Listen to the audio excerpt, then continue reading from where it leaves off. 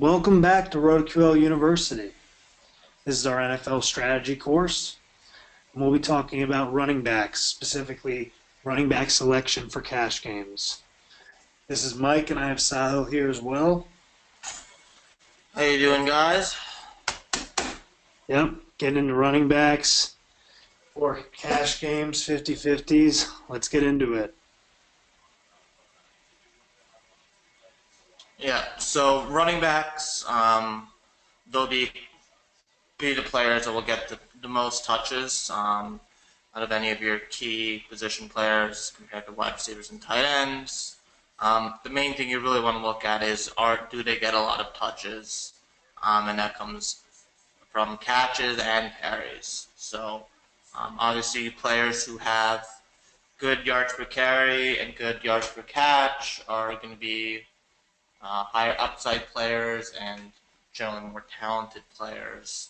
Um, so obviously those are things you want to target, but those will generally come with a higher price tags.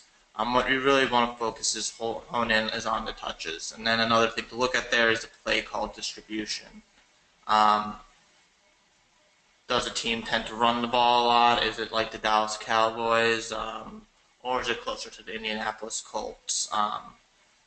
That's very important, and what is another factor to look at with play call distribution is if the team is a favorite, they'll probably have more opportunities to run the ball, especially when it comes into fourth quarters. So, and then again, like any other sport, we want to look at DVP. Weak rushing defenses are obviously going to present good opportunities and lead to chalk plays. Salary, again, we talked about before about we don't generally want to play up for high-priced QBs. And running backs, I think you want to somewhat follow a similar strategy, especially when you get later on in the season, where you have a lot of injured running backs. There's going to be a lot of backup running backs who are going to be starting, and they're going to get a lot of touches because a starter is injured. And those will generally be very good value plays and players you want to hone in on. In the beginning of the season, you obviously won't see that as much, given that most teams are at peak health.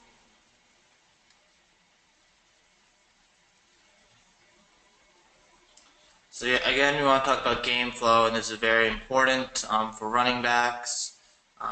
We want to target games where there's a big favorite.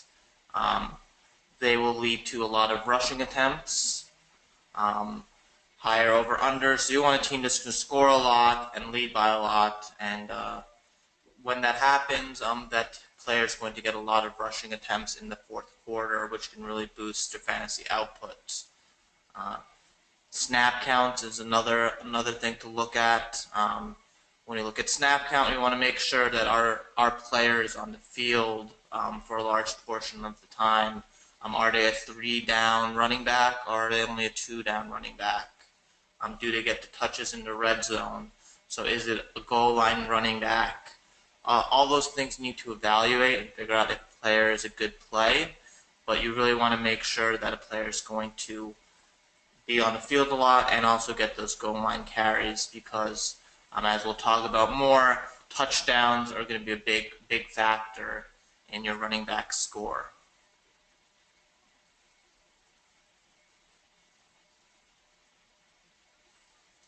So to kind of hammer the point that we talked about the favorites and running back fantasy points, we'll see that the total is not going to affect running back fantasy points as much as some of the other positions, but the clear trend here is the favorite. So teams that are leading are going to get a lot of running back points. So you want to focus on those players. Another thing, though, that you might be a little bit sneakier is to look at third down running backs or running backs that catch the ball.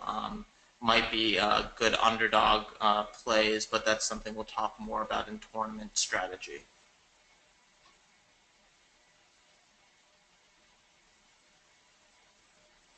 So here we're going to look at how the number of TDs will affect the DraftKings fantasy points scored. Since we're focusing on cash games here, we're not going to be too worried about the upside of getting 30 plus fantasy points, but we want to kind of target running backs that can get us 15 to 20 points consistently. And the way that's going to happen generally is by getting a TD. It's very, very hard to put up a 15 to 20 point performance without scoring a TD. So if the price is reasonable, you'd always want to target running backs that have goal line touches.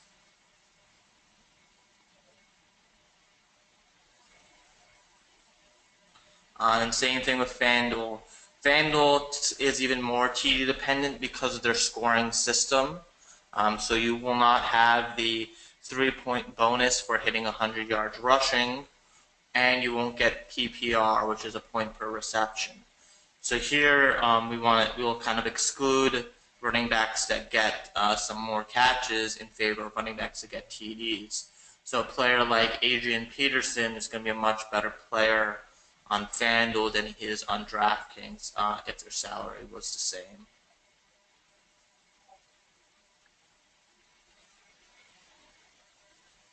So when we look at lineup constructions in cash games, we really want to look at what is the variance, the coefficient of variation of a running back.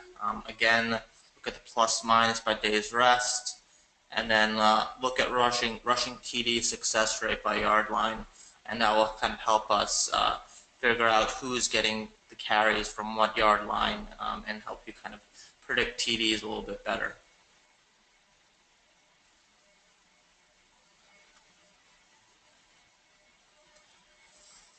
So as we've talked about in the QBs have the lowest coefficient of variation, and that's because QBs touch the ball every play. Running backs will touch the ball the second most, so they'll have a slightly higher coefficient of variation. But here we want to focus on the TDs. Are going to provide a lot of variance. Generally, running backs are going to get a similar amount of carries in each game. Obviously, when there's big spreads or big favorites or big underdogs, that's going to change slightly. But generally, starting running backs in this day and age are going to get 15 to 20 carries. What's really going to set them apart is getting touchdowns, and that's going to introduce a lot of the variance.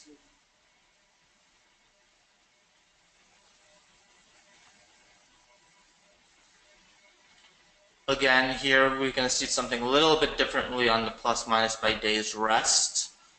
We'll see that running backs that are on 4 days rest actually perform a little bit better.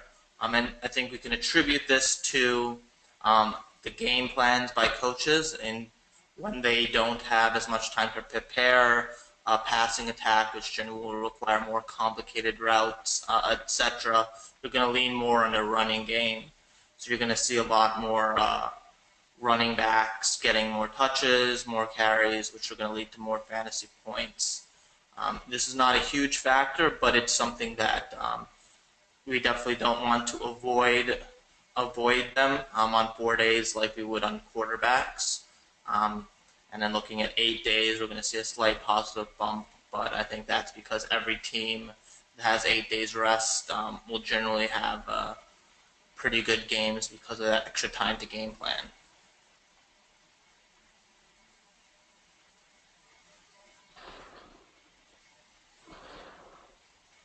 So here we can look at rushing TD success rate by yard line. So we'll see that it's pretty clear that and obvious that if you're at the 1 yard line, you have a much higher success rate to get a rushing TD, and as you go further away, that number drops. So what we want to look at here is we're going to really look at who is getting the carries inside the 3 yard line. Are those players getting those carries that are the players that are getting carries outside within the 3 yard line, or are they different? We really want to avoid situations where players do not get the goal line carries. Those situations are going to lead to likely low fantasy output and a low floor. A player may put up 80 rushing yards but not get a TD, and that's going to be almost always a bad rushing performance. So we want to look at running backs that get goal line carries.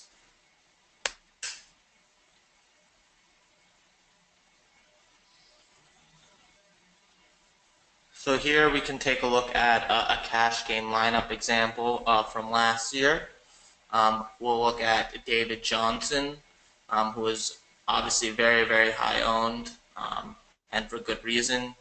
He was playing against the Rams, which were St. Louis last year, but is showing up as LA now. But he was the workhorse back, getting all the goal line carries and catching balls. So we'll see that 99 yards, 2 receptions, 21 yards. It's not a monster game by any stretch of imagination, and if I remember correctly, he had a little over 20 carries. So it wasn't a great fantasy, real life game, but getting that TD put him to a very, very good fantasy score. And then we'll see with LaShawn McCoy, who had more rushing yards, slightly less total yards than David Johnson, but didn't nearly put up the same fantasy score, and that's because of the TD. And he didn't catch any balls. So that's something that we also want to look at, is making sure that we'll target some players who are going to play on third down too, who can get some receptions, especially on DraftKings, because PPR makes those players incredibly valuable. And Sahil, you also fit D'Angelo Williams into the flex spot. You want to talk a little more about why he was a good play there? Yep, it's true. I missed that.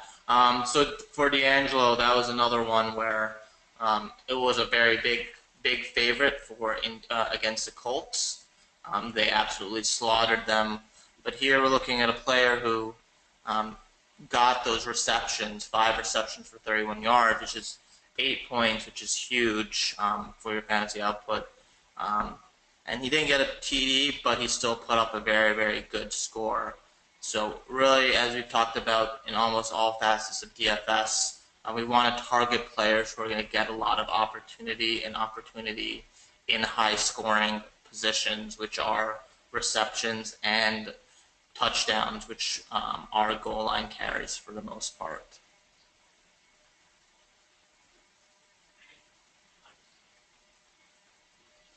So here at RotoQL, we have plenty of resources to help you get better at DFS. You can watch our support videos, our video tutorials on our support center at Zendesk. We have plenty of good fantasy content on QL Wire to kind of give you good cash game plays, and RotoQL University will have plenty of content that will kind of cover all aspects of NFL DFS for this upcoming season.